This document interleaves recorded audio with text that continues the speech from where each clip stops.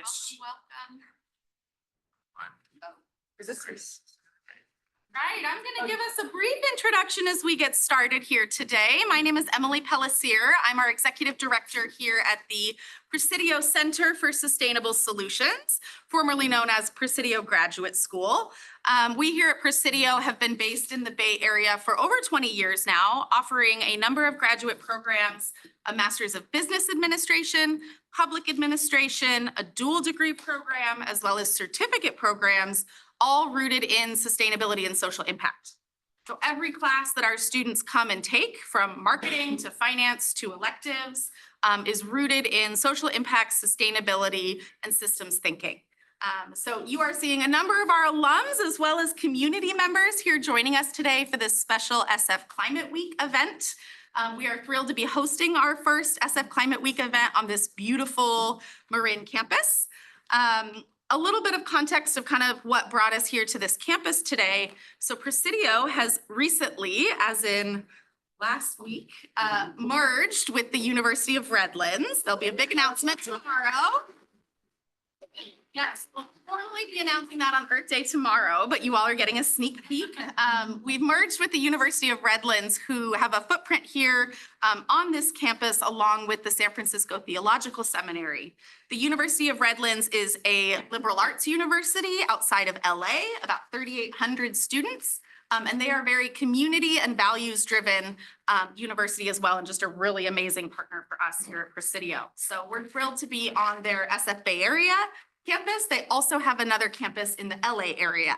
So really starting to have a statewide footprint, which is exciting, and to be a part of that. So today we are going to hear from our 4 panelists and moderator for our talk, Our Power, Our Planet, Melding the Energy Sector and Community Empowerment. Thank you all for being here. Just wanted to say a quick thank you to the team who helped put this event together. Presidio is stepping more heavily into doing some of these external facing events, so keep an eye out, we'll be doing more. But this was a huge push and effort from all of them to make this happen today, and especially Lindsay Jo Smith, who is and program coordinator. So she's one of our students here at Presidio, as well as our program coordinator. And this was her brainchild. She was just passionate and excited and ran with it and had such amazing traction. So thank you, LJ, to bringing this to our community. And with that, I'm going to go ahead and turn it over to Ted to get us started. Thanks a lot. Hi, everybody. My name is Ted Coe. I'm a C9 Presidio alum, so I'm pretty old here. And I'm going to go really quickly through an intro to myself and also the format of this event. And we're going to do a slightly different format than you're used to for the panel, but with a hope of a lot more engagement, a lot more interesting discussion. And so as my quick intro to myself, during my Presidio experience, I actually took a hard left turn in my career from Silicon Valley, all that kind of stuff, to energy policy, which is a pretty extreme change. And then most of my time since then, I made that change, has been in state level policy for the electrical grid, anything like into the electrical grid or use of electricity. So it's like, EVs, energy storage, solar panels, that kind of stuff, all over the country, as well as a little briefly in Canada. And I recently founded an organization called the Energy Policy Design Institute. And we are a nonprofit organization that is focused on helping state agencies like your Public Utilities Commission develop their policies faster and better. And really just, we're not an advocacy group, we're a neutral organization, but we're really interested in transforming the process by which these things happen and get it going at the speed that we need it to go for the energy transition. So that's our goal as an organization. So I'm going to, for this particular event, instead of your typical speaker panel, we're gonna take some inspiration from a different kind of TED Talk. And it's not what you think of as the TED Talks, actually. We're taking inspiration from Bill and Ted's Excellent Adventure. The actual presentation that they did at the end of the movie, where they brought people from the past and stuff, we're gonna be bringing ourselves from the future as well as from the past to talk to you about our experiences and about this topic. So I'm going to start by saying, hi, I'm Ted Coe. I'm from the year 2035. And I'm still working in the energy policy space. I'm looking at accelerating the energy transition. And in the US, we've made a lot of progress in the last 10 years on the energy transition. It's been great, but there's still a lot of work left to be done. And so one of the things that I've seen what's been really great over the last 10 years is like the state and local policymakers have actually really done a good job of prioritizing equity and accessibility in the transition, at least in California, at least. And they've been really walking the talk of involving their communities in the energy transition along the way, and not just having it just be the transition for the rich people and the big corporations. And so now everything that you see today here in California energy policy, from retail rates to technology prices to community resilience, really involves from an early stage the community, bringing the community in, how to design our rates, how do we design our incentive programs, how do we design our electrical grid of the future.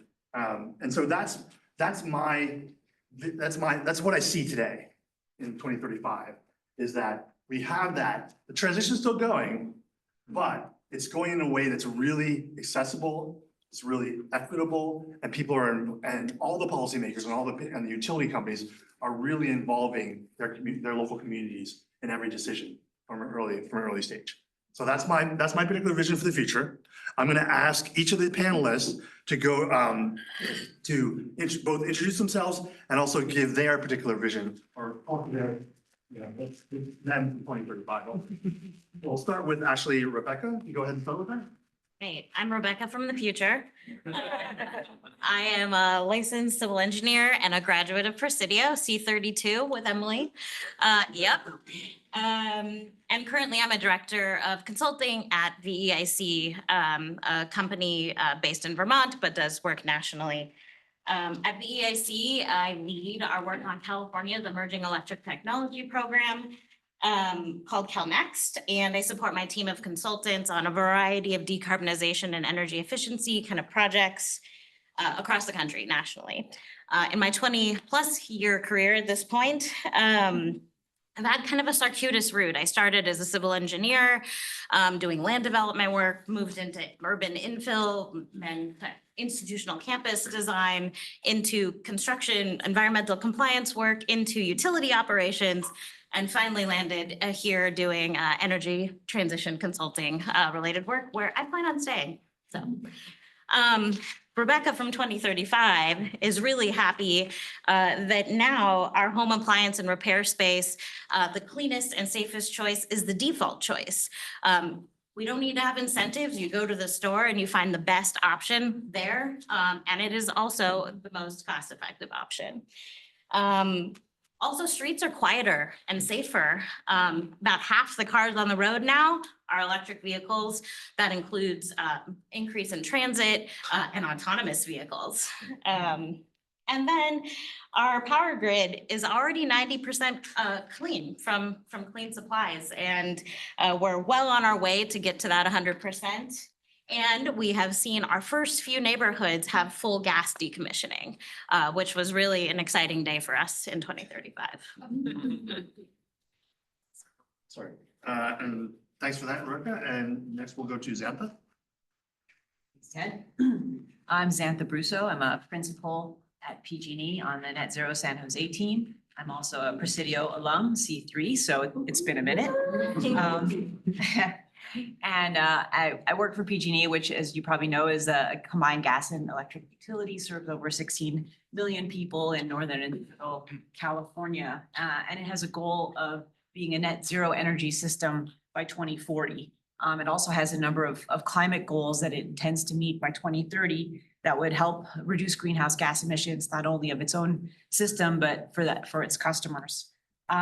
In terms of the roles that I've had, I worked actually at PG&E over 2 times. So my first stint was doing a range of jobs, everything from energy procurement to corporate sustainability. My last job was a manager of climate policy and analysis, where I worked on the cap and trade program and the low carbon fuel standard program, which has helped fund a lot of the clean energy initiatives that we have in California today, in which community engagement has been very important in making sure that they run successfully.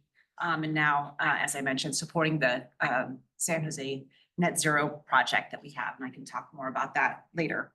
But in terms of seeing where we are in 2035, I see us, PG&E still providing electricity that's over 90% clean, greenhouse gas emissions free. And in addition, for the subset of the gas system that we're still supplying, it's going to be a smaller volume, and 15% of that volume is going to come from renewable natural gas.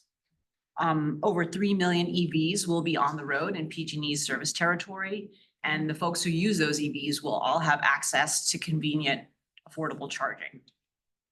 The majority of homes will have electrified at least one major appliance that used to use natural gas. And this includes the 6 million heat pumps that the state intends to install over the next few years. And that will be a process that is then going to be convenient and more affordable and easy for people to undertake. And that'll be facilitated because in 2035, electricity rates will be stable and they won't pose a barrier to continued electrification within the state. So that's my vision of the future. Go ahead, Tyler. Thank you so much. Hi, everyone. My name is Tyler Brown. I am with MCE, local electricity, renewables energy electricity provider for Marin, Napa, Solano, and Contra Costa counties. In my role, I am fortunate to be able to work with community-based organizations and the community to really make sure that the programs and services, the renewable energy that we provide, is being equitably distributed to the folks who benefit from it the most. I had a hard time with this question, actually. And so I really looked at the vision of MCE, and I'm going to paraphrase, not directly what they probably would say, but the vision really is that in the future, California has, and especially our local communities, have access to equitable, clean, affordable, and reliable energy. And so when I think of that, I have to kind of reach back a little bit to our roots. We were established through Assembly Bill 117, which allowed governments to come together and buy energy in bulk on behalf of their communities. And so in 2007, our CEO, Don, was actually working for Marin County government. And her intern, who also still works here as the chief of staff, they led a grassroots efforts in Marin with the Marin community to develop MCE, the agency that we know today. And then we've since then have gone to Napa, Solano, and Contra Costa. That was just in 2008. And as we sit here in 2025, there are now 25 community choice aggregation agencies like us throughout the state of California. So 1 in 4 Californians have access to this clean, affordable, reliable, and equitable energy. So when I think of 10 years from now, it's continuing on that path through local action, right? Don was working at the county government, right? And an intern was able to foresee this vision of this thing happening. And from 2008 to 2025, we've been able to make this much progress. We've been able to meet, actually beat California in a lot of the goals, 18 years ahead of our goals. We offer 100% renewable energy product and 60% renewable energy, 95% fossil free. And so when I think about what we can be in 10 years, I think the visions that all of my panelists, the panelists here are talking about, is definitely doable so long as we have local impact, right? That we're bringing the community along to make that vision happen. Thank you. And go ahead, Sam. All right. Hi, I'm Sam from 2035, and I guess even after 10 years of doing this, I'm still a little nervous getting up front and speaking in front of people today. Let's see, I am a strategist and a Presidio alum, C25. I co-lead QB. I guess I've been doing this for 18 years now, leading a women-owned ESG consulting firm. We help companies identify material risk and opportunities, help them build climate strategies that are relational, pragmatic, and people first. And we help them report with rigor and narrative clarity. And I also design stakeholder engagements that don't suck. Literally, 10 years ago, I wrote a paper on it. And today I am running a massively downloaded, actively used disaster resilient app that we 10 years ago launched in 15 cities and now are helping people confidently and calmly prepare for disasters, respond to disasters, and recover in this beautiful long-term way. I was just thinking about this the other day because I left a meeting last week off the Gulf Coast, and I was just coming out of being like, man, we really have arrived. I'm so proud. It was a meeting with, my team was there. Brian, who's in the room, is one of my colleagues. He was with me as well. And the local utility company was there, and so were other community leaders. And what made me And we were there, the reason we were there is because we were there to pick a new site for a microgrid. And what was making me feel really proud is I hold as a personal marker of success for myself and for my team is that no one had to come to us and ask for translation. No one had to come to us and ask if they could hear better, if they could have help with seeing, if they could have help with reading. Everyone was getting the information that we need. Childcare was provided. It was mostly elders and some renters, but there were some families and we really wanted these families to come. So obviously we were paying for childcare and dinner was provided. Food, you're always having food. It's what the people want to have. And so and what really was the cherry on top, actually, now that I think about it, was that the woman leading the facilitation, man, she was the fiercest tenant advocate I'd ever met. And now she was working for the utility company. And to me, that was the shift. It's this moment where it was like, I realized and look back on what we've been building over the past 10 years is that community engagement isn't something that happened as a meeting before the plan. It is what was shaping the plan. And we all knew in that room today that we were showing up with resilience isn't something that's a plan on paper. It is something that we are building together that's built through relationships and through trust. And we were showing up not to tell people what they were supposed to hear, what they were supposed to do, but really just showing up with our time first. Thank you. Just a little bit of time, and so as you have all of these future people from 2035, I'll open up to like one or two questions. Does anybody have a question, a clarifying question around the vision that they just talked about, what 2035 looks like? Right here. Okay, so there are lots, but for Santa, what has to happen in the next 10 years in order for us to have stable electric rates? Good question. Yeah, I think a lot of the wildfire mitigation plans that PG&E and the other utilities have filed, that they need to be implemented, and that the costs for those need to be manageable. And that's going to be through a lot of new technology that helps implement those wildfire mitigation plans in a more cost-effective way. So new technologies that sense the electric lines and can sense outages, can sense disturbances on the grid more quickly so that the lines can be shut off if needed. And so that prevention actually takes place so that we aren't dealing with that, so that we don't have catastrophic wildfires, and that'll help keep costs down. So I think it's a combination of implementing those wildfire mitigation plans, finding new technologies to implement them more cost effectively. And then secondly, it is how we integrate new large loads. We're certainly seeing a lot of load growth in California and in other places due to data centers, EVs, building electrification, heat pumps.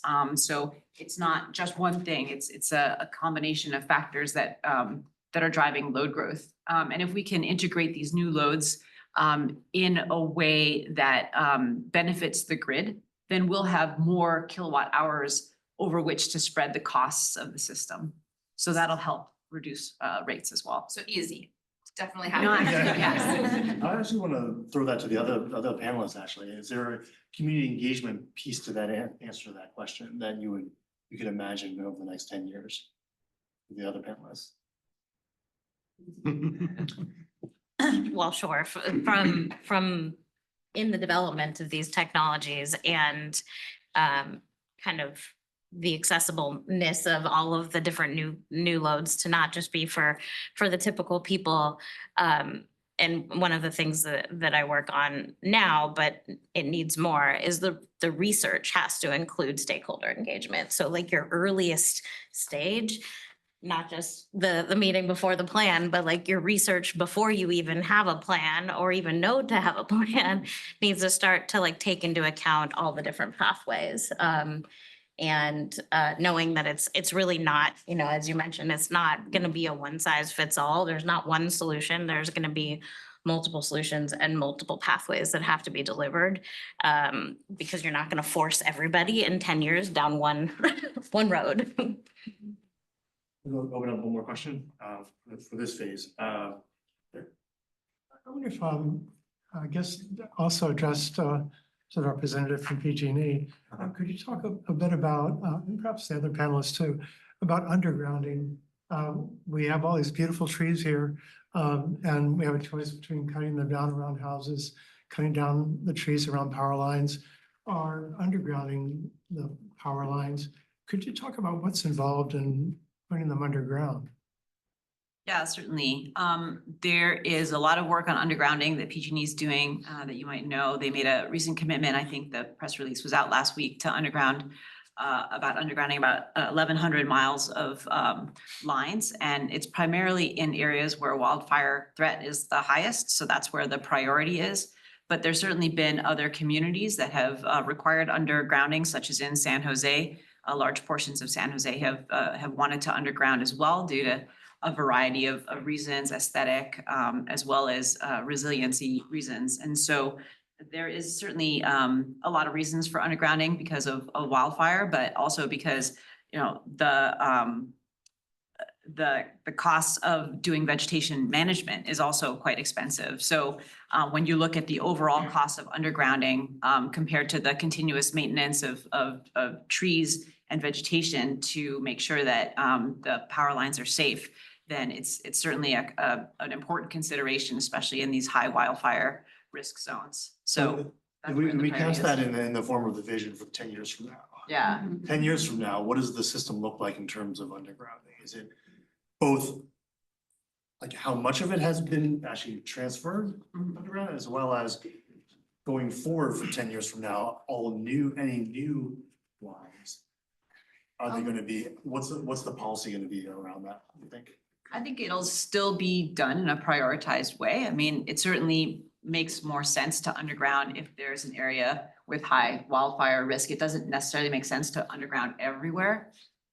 So I think it'll be continued to see more undergrounding, but it'll be done in a way that we can really justify the cost effectiveness of that undergrounding and make sure that we do it in areas where it'll be the most effective at preventing wildfire. Tyler, how would you address this with your community? Stop it. Well, in terms of undergrounding, of course, that's a PG&E thing Yeah. in terms of transmitting. I think on our end, we're all about buying and building renewable energy sources and, you know, making sure that it's delivered to our community. So of course, you know, working with PG&E as we do to make sure that, you know, that renewable energy that we're buying and building is getting to our communities as well. And, you know, being there as a resource for the community if they have, you know, concerns, being here to be being a resource for them as well. Thanks. Well, we're gonna move into the next phase. I'm gonna say thank you to your future selves. You can go back to the home booth and go back in the future. I need to magically look younger now. Yeah. I'm actually gonna ask, we're gonna actually bring to the stage your past selves. And we're gonna ask you to talk about some lessons in not just energy, but in community engagement in energy and some things that you've learned from the past in your past work experience or your past self would bring to lessons that we bring today to share with everybody today. So we'll start with Xantha on this, and to go ahead and I don't know how far back you want to go, but bring that person to today and share your experience with them. Great. Well, I guess I'll go a few years back, maybe just to 2021, when I actually wasn't working for PG&E. I was working for a consulting firm that consulted to utilities on utility electrification programs, among other things. And one of the things that we were asked to do was design and implement a fleet EV charging program for a utility in California. And part of that program really started off with talking to the customer account reps about the opportunities they saw with the fleets of customers that they interacted with. And from then on, really, we dove into doing a few initial consultations with customers to understand what they wanted to get out of this EV fleet charging program. And so that was really eye-opening. And because of the conversations that we had with community members who were interested in the service, and this ranged from a small nonprofit that had vehicles that provided transportation to elderly community members to services, to a 3,000 vehicle fleet of a municipal utility that had everything from dump trucks to bucket trucks to trash trucks, was better understanding what they needed out of this program and out of the services from their utility.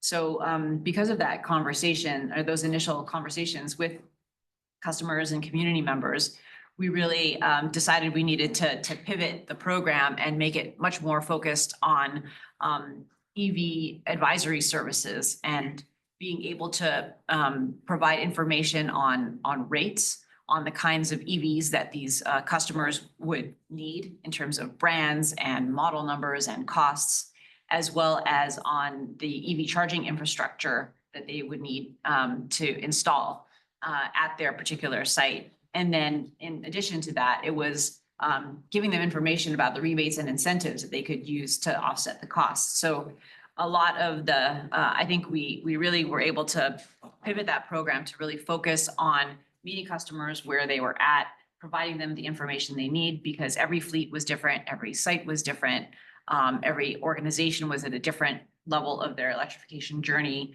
and focusing on that. And so, based on that experience, the consulting firm was able to develop more EV fleet advisory services offerings to other utilities in California and beyond, because that was really a key component of getting customers going on the electrification journey, not just having rates, but really walking customers through that path. Great, thank you. 2021, is that? Yeah. Okay. Okay, and so I'll invite Tyler to go ahead and bring some of yourself and your past. Yeah, let's take it a little bit further back to 2017 and in Richmond, California. And if you're familiar with Richmond, for folks who live in Richmond, they have higher risk of asthma, about double the national average, as well as a higher risk of respiratory illness, autoimmune disorders. And that's not by choice. That's by zip code, right? If you live in certain zip codes, there's a higher risk of things, of those type of environmental injustices. Richmond is also known for the Chevron refinery. So there's a refinery there that emits, hazardous pollutants that impact the community's health. So one of the things that City of Richmond wanted to do was see how we could transform part of that refinery site. I'll speak a little bit louder. And so they partnered with us to remediate what was a brownfield site. It was a wasteland in Richmond, and transform it into a solar farm. So now it's a solar farm that powers thousands of homes. And what I love about this space is that it's multi-purpose. So usually we'll have tours, so local folks can go and tour the solar farm. And then we also were able to revitalize the wildlife. So some wildlife started to appear. If you're there, you might run into an owl or a deer, lots, hopefully not. And so what's, I think, transformative about that is not just the fact that a solar farm exists, but who was a part of making that happen. So two things I think are really important to take away from that. One is the power of working locally to move California towards this larger goal. I wrote this down so I wouldn't forget, but Solar One eliminates 3,234 metric tons of carbon dioxide. So when they did the math, 680 cars off the road, right? That's like a small solar farm, but that has like a big impact towards California's goals. And also what's impactful and what I like, because as a partnership development manager, is the fact that we worked locally in partnership with the community. So not just with the city of Richmond, we worked with an organization called Richmond Build, and they trained local Richmond residents to build the solar farm. That solar farm brought 341 jobs. We partnered with local Richmond contractors, suppliers, union labor, and what's more important is that the city of Richmond and the residents there were able to bring something to their community that bettered their community. So I love that story about Solar One, and the takeaway is working locally to have larger impact for our state goals. Great, thank you very much. Let's go next to Sam. Bring someone back, bring yourself forward from the past. Yeah, so this is like 2022, 2023 Sam. Gosh, and I think about the things we were unlearning. This was a client that had something big to unlearn that cost a lot of money. I had recently just given my presentation at GreenBiz on stakeholder engagement that doesn't suck. And she's like, hi, can I talk to you? Because we did stakeholder engagement that definitely sucked. And I was like, yeah, it's really plaguing a lot of the energy sector and the clean energy sector. They had paid, big fans of the international or the IRA and the Inflation Reduction Act. And we're looking to target people in Baltimore and Salisbury, Maryland, which is Eastern Shore, Maryland, two very different places, two very different cultures, along with New York City and Syracuse, two very different places, two very different cultures, even though they're within these small states relatively.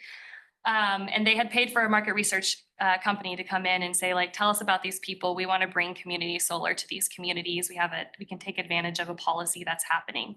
And they did, and they brought insights. But at the end of the day, the head of marketing was like, this is flat. This doesn't tell me who these people are, what they care about, what they're showing up in, the multiple decisions they have to make during the day. Like, we're talking to real low income, medium income, which in Salisbury and in Syracuse can be pretty darn low income as well. And so she said, I heard this company speak at GreenBiz, and I want to talk to them and see if we can do this market research effort again. And so that's what we did. They brought us in and we said, great, who do you want to target? Understand your goals. We're going to understand what you want to learn from this experience. And then we're going to try and reach those people. We're going to do that in a way that makes it language accessible. And we're also going to show up in places that they already are. So where are the libraries, the taco trucks, the laundromats, the schools, community colleges, community centers where people are showing up every day. And then we're going to give our time and talk to each one of these individuals for an hour. And we're going to not come in with your agenda, but we're going to come in to have a conversation because we're meeting these people for the first time and we're doing it virtually so everyone can easily show up from their house, from their car, wherever they feel comfortable to take this call. And we're going to listen. And we're just going to listen. I know there's a lot of PGS alums in here who had to do dyads. It's a lot of just dyading over and over again. And then once we talk to everyone for about an hour, we're going to say, this is what we heard. And then we're going to work with you, client, and the community and work towards a mutual goal of what we want to learn. We're not going to predetermine what the next group sessions are going to be. We're going to say, this is what the community wants to solve, what they want to talk about, what their pain points are, how they want to co-create when it comes to benefits, language, incentives, really understanding how solar works. We learned that there was a lot of uncertainty of, is it going to be solar panels on my roof? Is it going to be this huge investment cost? How does billing work? I'm already confused enough to how my regular energy billing works. I don't understand the technical language in the way that you're speaking. I definitely don't trust you. You're a corporation that I haven't heard of that isn't from my community. And so together we had 6 different sessions on paper, off of paper. Me and my team had 12 to 15 sessions because at the end of the day, we have to give our time so that people show up and can speak, not miss it because they had to go to night school, not miss it because they had to watch their kids on a Saturday. So we met with everyone in the time that they were available. And then we worked with that client to also come back and give information to the community. So reporting back to the community what we learned by talking to everyone in these cities, helped them understand more about the clean energy company and begin to build trust. And what was really exciting that came out of that is, one, definitely people got an opportunity to be paid for their lived experiences. And two, they really advocated for people being hired locally by this community solar firm of like, if you want to bring community solar into our community, hire locally first as a start to do that. And then they also got to really question whether they should be selling community solar into Eastern Shore right now or not, because it's just a hard, difficult place with a lot of mistrust and not a lot of welcoming feelings to renewable energy. But yeah, I feel like I'm talking to my future self or a little bit in the past, it was one of the moments where people started to value accessible and inclusive community engagement within the renewable sector. Thanks a lot. And then we'll go with Rebecca. All right, we're gonna go back to 2022, Rebecca. And 2022, Rebecca just started my current job. And I was maybe like 4 months in or so and trying to explain it at Thanksgiving to my family and friends. And, this was every few years. What are you doing now? Like, this is my whole life. My family and friends never understood my job. And I found that I had a particularly difficult time explaining this job. And I was like, wow, this is kind of complicated. We were just in the process at work on this new program, scoping out our first cohort of research projects. And I was very, very excited by this, all these new technologies, all these new words. I was like in such a learning state. And as I was having this conversation with my family and friends, I just saw the blankest of blank faces. Like they had no idea what I was talking about. To the point where questions were coming up like, well, I thought we were supposed to use less electricity, not more electricity. And then they're like, wait, it matters when I use my electricity? And I'm like, yeah, it does. Wait, what? I thought that was good. And I was just realizing how many over the years mixed messages, get out to people who don't do this every day. They don't think about this every day, and they're unlikely to start thinking about this every day anytime soon. And so I immediately went back to our proposals for all these research projects where we have a little stakeholder engagement section required in these projects. I was like, oh, no, we're missing a lot from here. Like we really need to not just be talking to the program administrators, not just talking to the manufacturers. We need to start talking to the people who are using, not just using whatever it is that we are talking about or testing, but the people who are making the buying decisions. Like there's so many stages throughout, and really kind of getting at where are they starting from? And if you're really trying to achieve market transformation, with said technology at any point in time, you really need to know where you're starting from. And who, like part of who your market is not just do you have the right size home and the right size space to fit, said widget, but it is, are you in a position to buy said widget? Do you even know where to find said widget? Do they sell it in your company, in your, in your region? Are there installers nearby you? Can you read your bill? Like, any sorts of things like that. And so, one that was particularly interesting and had a great result, we were looking at panel upgrade alternatives for when you're doing electrification. So, if you have a new appliance or you get an EV and you put in a charger, that could trigger you not to have enough electric capacity going to your home. Well, do you have to go and get a new service, or are there other alternatives to doing that? And so we were studying the I would say suite of different options that exist out there, and asked some questions. We actually hired another consultant to do some outreach in disadvantaged communities and some of the communities and people who service those communities of their awareness and their accessibility of something as simple as a smart circuit breaker or a smart switch, really low cost options to achieve, you know, a result, instead of the highest cost option, which is a smart panel. And everybody knew what smart panels were and how to deal with them, or were learning how to deal with them. And very, very few people understood what the low cost options were. So you end up in this situation where that prices people out of the market to get any sort of upgrades, and participate at all. So we got some really good feedback from that. And because it was one of the earlier projects I worked on, it gave me the light bulb. And now every time we scope out a new project, I'm thinking about who is really needed to make this ultimately successful down the line. Thanks very much. We don't have a lot of time, but I'll just like one question from the audience specifically about something that one of the panelists just said about the past experience. We have one question. Go ahead over there. Could there be different economic models for how,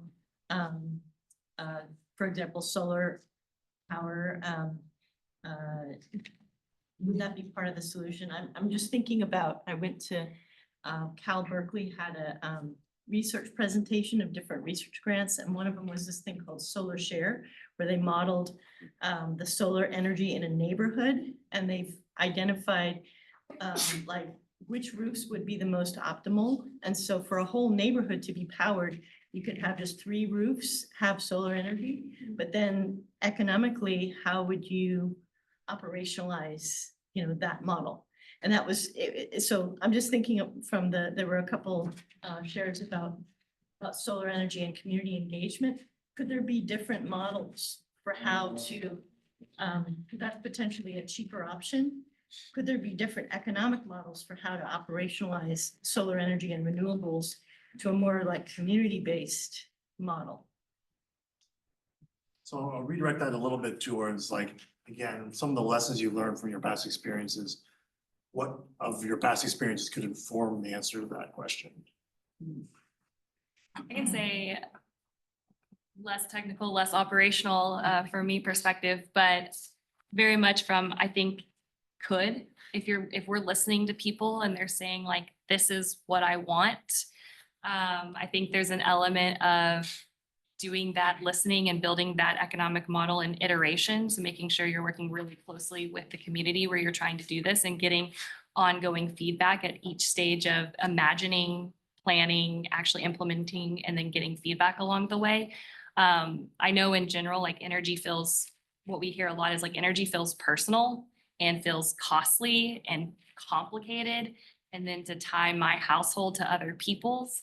But what we also learn too is like when you go into communities and listen, that there's already these informal or very formal community networks or infrastructure networks. So if there's an ability to tap into that and find one that's interested, I think certainly. But yeah, looking for people to say that that's what they want, and then operators willing to imagine something different. Thinking about the model, there was this model called One Block Off. That was actually pioneered in the Bay Area, which was a similar kind of idea, but it was more like group purchasing rather than group sharing of the energy. But it'd be interesting to see whether the relationships that PG&E or MCE have with their community, whether they think that kind of model or the one block off the grid type model is doable and it's something that the utility could actually work with their communities to create. I would say the CCA model is an example of that. I think we already do that. We aggregate the community's resources and we buy and build renewable energy. Like it's local control. So at any point when we're setting rates, we have a public board meeting that you come to and you can talk about those rates if we haven't raised our rates in 3 years, but that is an example, right, of local control. I think the CCA model is already kind of that in action. A lot of people aren't familiar with the CCA model, so they don't know that that's happening. And I think it's actually cool because people are already doing it without thinking because they're paying their bill. Great, thanks. So we're gonna say goodbye to our past selves and bring our present selves here and really because we don't have a whole lot of time, but relatively quickly, each of the panelists say one thing they're working on right now. Like one thing that is a good example of community engagement in the future energy transition, making energy equity and equitable and accessible in this transition. And I'll go ahead and start with Sam on this one. Cool. So what I'm doing right now, is I'm doing disaster resilience across 15 cities in the US, while also co-designing for a disaster resilient app specifically tailored to Houston, Texas. So the idea of creating a app and resources that's very hyper localized, while bringing 10 this year disaster resilience programming in Houston, Texas as well. And what we're doing is we are building this in iteration with community members in Houston, specifically those in underserved neighborhoods on the East End and Southeast Houston and Northeast Houston as well. And majorly is like the question that we've been holding in our head, and Brian, who's in the room today, we were just in Houston and for a weatherization workshop, teaching people how to save energy, how to reduce their bills, so that then hopefully they will weatherize, really tailored to renters and elderly. And during that event, we were also gathering information about this app, and we were doing a kind of like an exercise of put dots down here on the type of features that you would love to see. And what was surprising to us is that people were putting their dots all by alerts. People wanted alerts. And then one woman was like, I have 4 dots. I want to put them all at the alerts. And we were like, okay. And we were like, wow, this is a surprise. Like alerts exist nationally and locally. And so where we are hoping to dive more is understanding like, why do people want more alerts? We don't want to recreate something that already exists. We want to help fill the gap that what's there. So that's a big research question that we're asking. And then her story behind this is she lived in Houston. She survived Hurricane Katrina. She's seen multiple massive windstorms and hurricanes and flooding throughout Houston. And she's like, people so unnecessarily die on the highways of Houston because they didn't get the alerts, because they didn't know how to like dissect or understand the information happening in real time. So that's what we're working on today, so that we can build and launch first this disaster resilient app in Houston that helps people feel calm, educated, both in prep, response, and resilience in the long term. Great. Go ahead, Tyler, can we go next? I would say workforce development is very central to the work that we do. I think at MCE, we believe that the folks who are most impacted by environmental injustice should be the ones leading solutions. And I think I've seen it happen with our workforce development programs that we've done. More recently in Marin County, we received a grant to do green construction trades training for underserved job seekers. And so just in January, I went to their graduation. And so 10 job seekers now have some training and even like just an understanding of like, oh, there's other jobs out there that can support renewable energy or support sustainability, electrification, energy efficiency. And they're the ones that are going to be, doing the work in our homes and our businesses. So I think definitely the investment in workforce development, making sure that people are getting paid, right? A just wage, and are able to locally impact the solutions that we know will lead towards a cleaner future. Thank you. And Rebecca? I was captivated. So right now, I'm working on a field study research project that actually is following on from the panel upgrades and some research we did on mobile home parks and kind of what that market looks like in California. And we are doing 9 field installations in a mobile home park of pairing a heat pump installation with one of those panel upgrade alternatives to make it, work within their current electric capacity. And the thing I think that's most exciting is we were able to actually find a contractor who lives in the park to do the work. And it's just really, really cool to see how excited this guy is about getting to know his neighbors and talking to them. He's like, oh, I found another one. We're like, whoa. We don't have enough funding. We're like, stop talking to people. I mean, no, keep talking to people, but we can't pay for it. He's, it's really cool to see what happens when you really get somebody engaged and they have a stake in the game. They get to be that person now in their community. And so we're, I think, going to, the installs, I think, are happening this week. And then we're gonna kind of meter how they work and make sure that there's no kind of unintended consequences. And then kind of put that report out in probably another 6 months or so. So really excited to kind of see that culmination and kind of have that real world, person, the advocate, building the advocate. And then, go ahead, Zeth. Yeah, I'm working on a project in San Jose, which is involving the development of 3 data centers in downtown San Jose.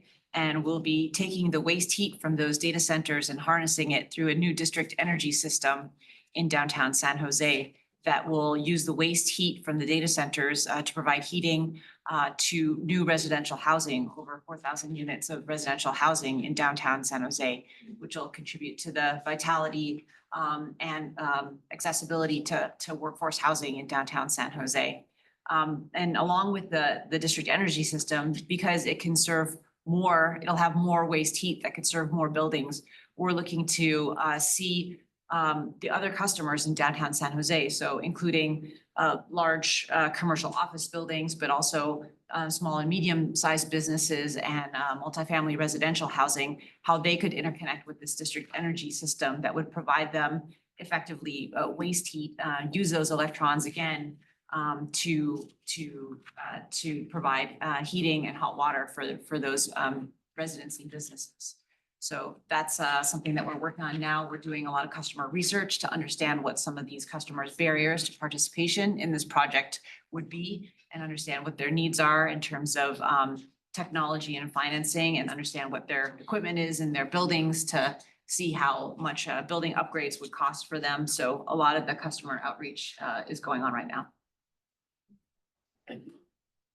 So because we don't have a ton of time, we're gonna, and I'm sure you probably have tons of questions for the panelists, and we can talk a little bit more in the kind of like post-event networking. But I want to give all of you an opportunity, because we want you to come away with this event with both hopefully some inspiration, but also some actual things you want to do. And so what I'm going to give you guys a chance to is to stand up and give your name, say one sentence about what your current work is or what your current job is, and then talk about what part of this topic that we've been talking about today is inspiring to you, and what thing you might want to do next. What action do you think you might want to take away from today for yourself to do? And then we'll give the panelists a chance to give you some advice and give you some talk to you about that thing that you want to do. So who wants to be the first guinea pig? Go ahead, Beth. In the back. Hi, my name is Brody. I'm a student here at Presidio for another week. And I was formerly an educator, and I've heard you guys talk a lot about stakeholder engagement and like job development and training. So I'm curious how, like, if utilities and CCAs have engagement plans for students and youth, both for folks like being informed ratepayers and community members, and also for kids to be thinking about careers and energy and just being informed of what a grid is.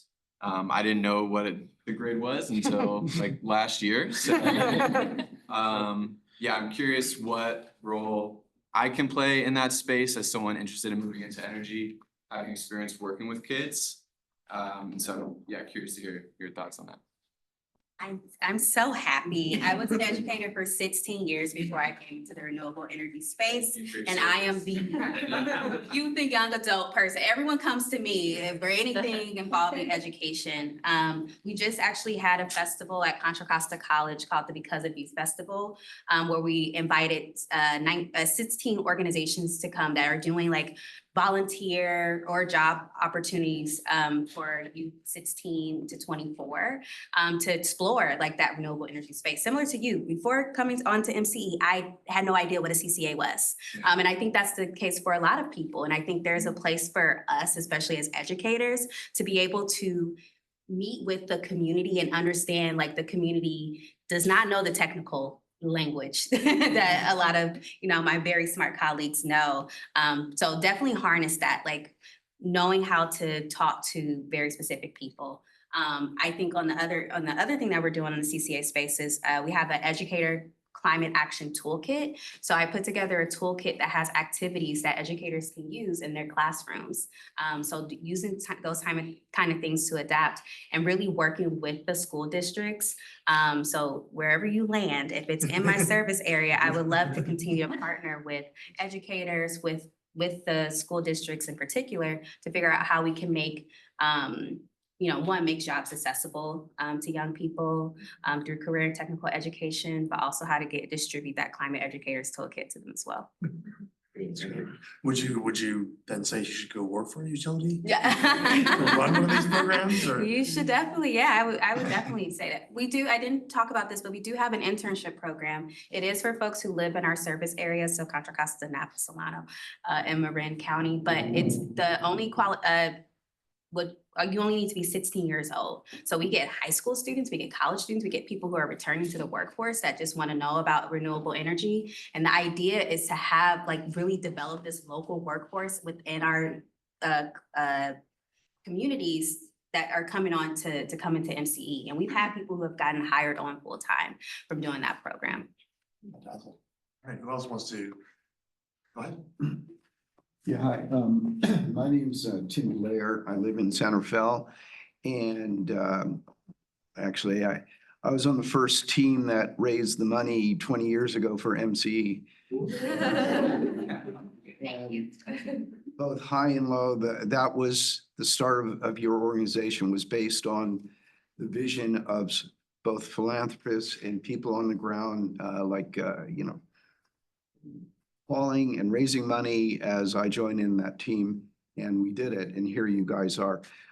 My one question I have is, in this political moment, I'd like to know what your organizations, each of you who work for them, are doing about how do we get through to public education wise to the general public, not just here in a progressive liberal place like the Bay Area, but across the country, not about climate change education, the global issues that we're all concerned about, and while also selling it as you are as consultants and utility companies, selling it on the economics of affordability for, middle class, poor, and otherwise to afford solar, et cetera. What are some larger questions about how you're thinking in this time about publicity, marketing, outreach beyond just the internet, social media, and sending out flyers and mailboxes? So I'm going to redirect that a little bit again, because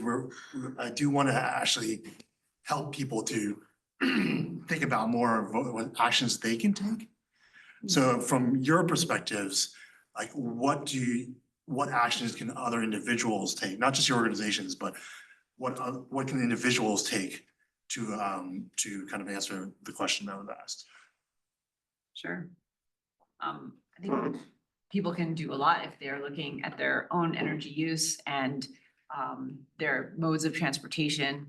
And so there's a ton of resources on PG&E's website, the websites of MCE and other CCAs, energy providers, where they can educate themselves on how to use energy more efficiently and how to reduce their emissions through switching to something like an EV.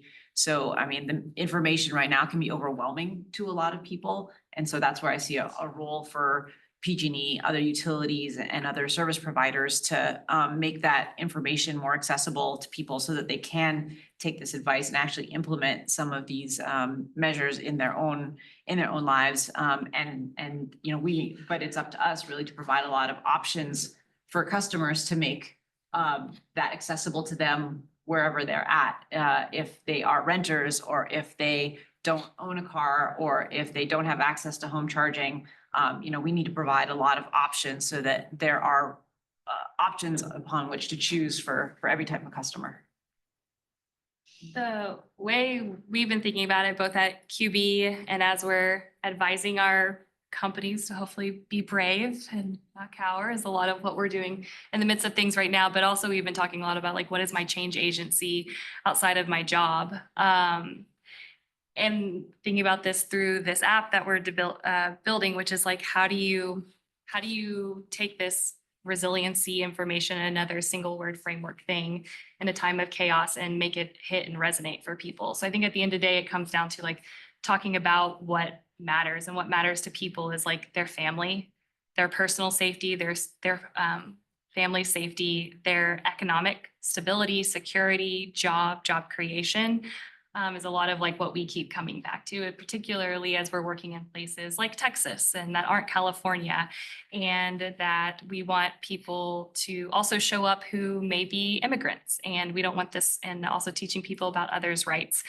So hard question to answer, but I think what we keep going down is like people can't hear more than one thing at a time, and keep it to people's core needs. Like at the end of the day, we're all neighbors living in localities with each other, and we all want to take care of our families and keep food on the table and have jobs at the end of the day. And I think connecting that back to energy security, power resilience is what I think about a lot that matters to people. So simple language and, you know, one bite at a time. And for everyone here in the room that I've been talking to people about a lot lately, is just like, you can only do one thing at a time.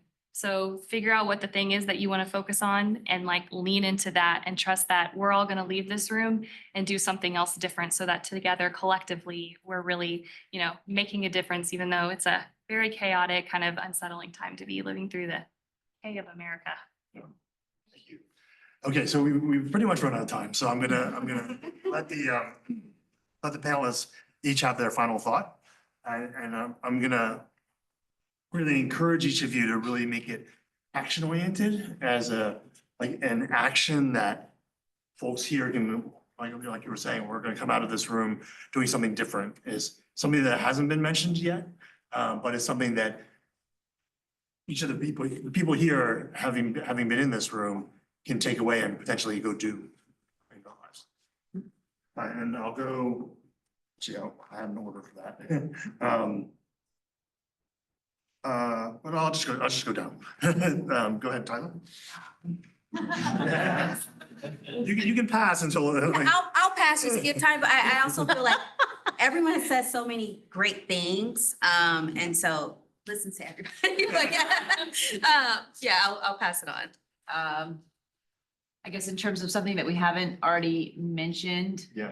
I would say really, for me, transportation is a huge source of, well, for the state, it's a huge source of emissions. It's a personal choice that we make every day. It's tough these days because people aren't traveling as much to work. They're not commuting. They're not taking public transit as much. But I think it's going to be really key in the future for us to return to transit and also adopt more sustainable forms of transportation as we can, like biking. I'm a board member of the Marin County Bicycle Coalition here, and we're trying to make biking accessible to everyone. And so I really would encourage everybody, also because Bike to Work Day is coming up, for everybody to choose to ride a bike. So not just your own personal choices, but also potentially get involved with helping the whole community. Yeah, that's a good. Like, yeah. Let's see, I would say, do you have your saved emergency contact list? And have you asked someone on that contact list how their day is going and how they are, and if they have a saved emergency contact list? So I think so much of our future as we navigate different energy disruptions, natural disasters, is going to be knowing who can we depend on, and do the person we're asking of also have their preparedness and their network ready to go. I'm gonna ask you to add on to that, beyond what they can do for themselves, what can do to improve the resilience for the community. Yeah. So then, okay, if I can really say two things, then I would just push everyone, if you own a budget and you own a timeline and you're the one writing the pin for that, push that timeline out and push that budget up, because we want to make space and time to be able to invite community members to participate. And at the end of the day, that's going to take working against the calcification of corporate to say, like, this isn't going to be fast. It's going to be slow, but it's going to matter. And it's the only way we're going to do something differently. And that takes paying people locally to go out and do the work, like Rebecca was saying for you. It takes paying people to show up multiple times to help you get the information that you need. Thank you. Yeah, I think my final thought, and it's building a little bit off of kind of what you said, is in this industry, often we get this idea of like the perfect solution. And in the effort to try and get to that perfect solution, we often let perfect be the enemy of good. And particularly in this landscape where some doors are closed.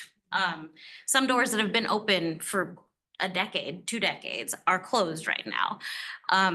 And so it can be really like hard for people who put a lot of energy and love into doing this work.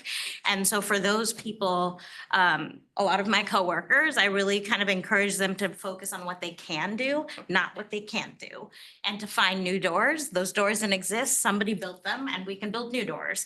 And so I think in this space, and as all of you kind of go on with whatever it is that you're working on, whether it's personally, whether with your companies, your coworkers, your startups, I think like really staying focused on what you can do and like not letting yourself get pulled down by the noise of everything you can't do is really kind of where I have been living right now for the last couple of months.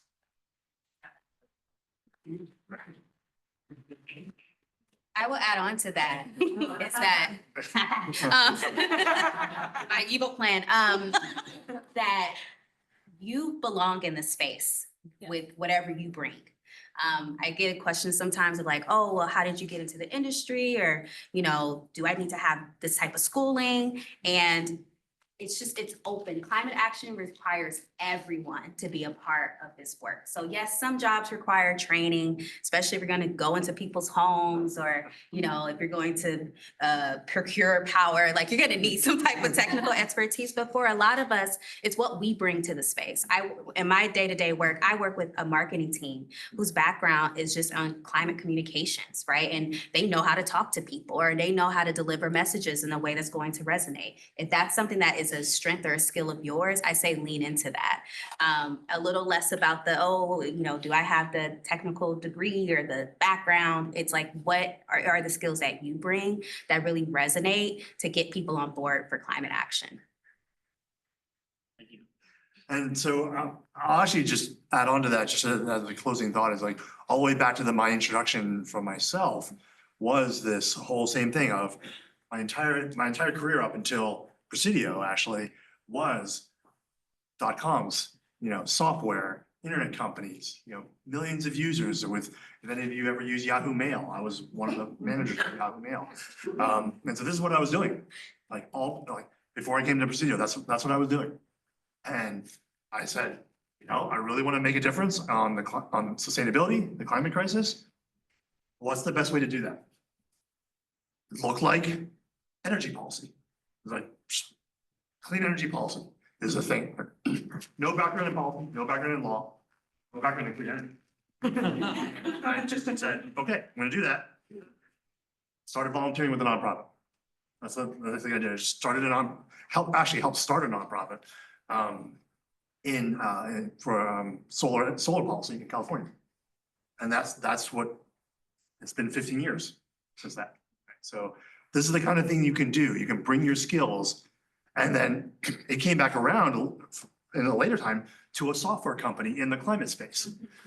So that I could bring my policy experience with my software experience and combine it into better software for the climate crisis. So exactly what you just said, right? It's like you bring what you're inspired to do, you bring the skills that you have and pick up everything else along the way.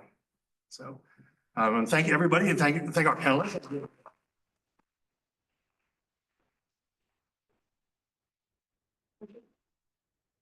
We'll hang around here for a little bit to talk to you. And thank you so much to Ted for moderating.